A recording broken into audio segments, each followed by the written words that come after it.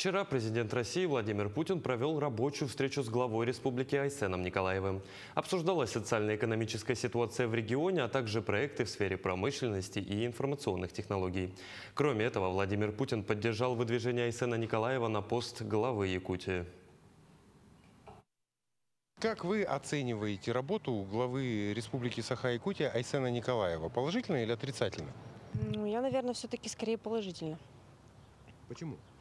Потому что я считаю, что в последнее время наша республика процветает, набирает обороты все-таки строительство новых объектов социальных, жилье.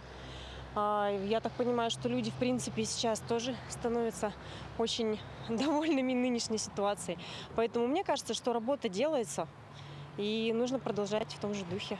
На ваш взгляд, как вы оцениваете работу главы Республики Саха-Якутия Айсена Николаева? Положительно или отрицательно? Положительно. Почему?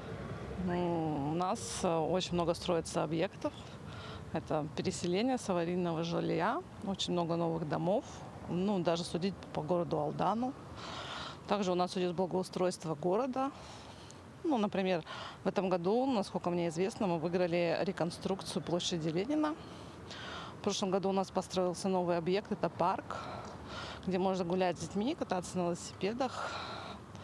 Благоустройство города улучшается, судя по Алдану.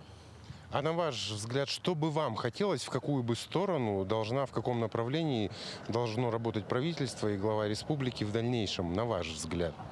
В дальнейшем также для улучшения качества жизни именно жителей республики. Как вы оцениваете работу главы республики Айсена Николаева? Положительно или отрицательно?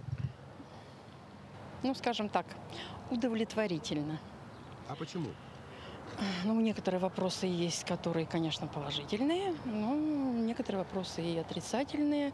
Как говорится, на всех-то не угодишь.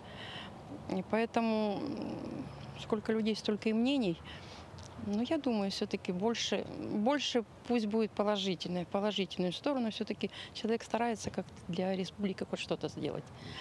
Как-то все равно продвинулась, и жизнь у нас улучшилась. Даже по городу Алдану, даже смотрите, насколько у нас стало, даже чисто визуально лучше стало и комфортнее.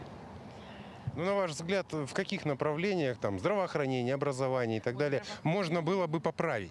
В большей степени здравоохранение. Это, конечно, по-моему, самая больная точка вообще в Алданском районе – это здравоохранение.